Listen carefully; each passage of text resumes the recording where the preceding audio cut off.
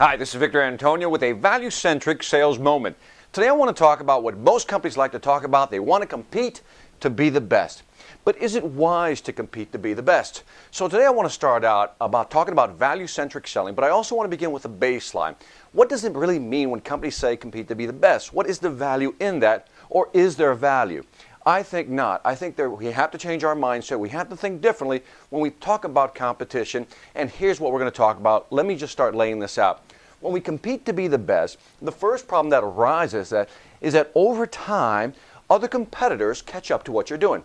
Now you have a product and you add a little feature to it, and then you promote it out in the market. Next thing you know, the competitor figures out what that feature is, learns how to develop it, reverse engineers it, and now they have the feature. Well, then you come back over here and you add a new feature, promote it again, and the cycle continues on and on. But over time, competition always catches up. In other words, competition catches up. That means that the problem with trying to keep up and compete to be the best is that it's not sustainable over a period of time. In other words, eventually somebody catches up. The second problem that happens is that when somebody catches up and everybody begins to catch up and do the same thing, we have something called competitive convergence. Now, this is a phrase that was invented by Michael Porter back in the 80s. Competitive convergence really means when two products or many companies compete to develop the same product, adding the same features, and eventually they become the same. So what's the problem? Here's the problem. Problem number two, it becomes a commodity. See, when everybody else can do what you do, and there really is no differentiation, no contrast, then guess what? Customers can't tell the difference. And when customers can't tell the difference between your product and somebody else's, or there's small variances that you really can't make a big difference between them, companies see that as a commodity. And when your product is seen as a commodity, guess what that happens? Price is then what? An issue. Price is then constantly driven down, and you are now forced to compete on price. Why? Because you chose to compete to be the best.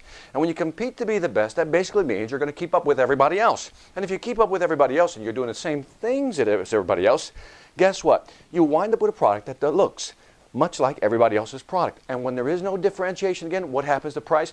You're now competing on price, and that's when the price drops. Let me suggest the following. Instead of competing to be the best, let's erase this and come up with a different approach. Why don't we compete to be unique? That's right. Compete to be unique, compete to be different. In my next video, I'm going to define what compete to be unique means and how you attach that to value.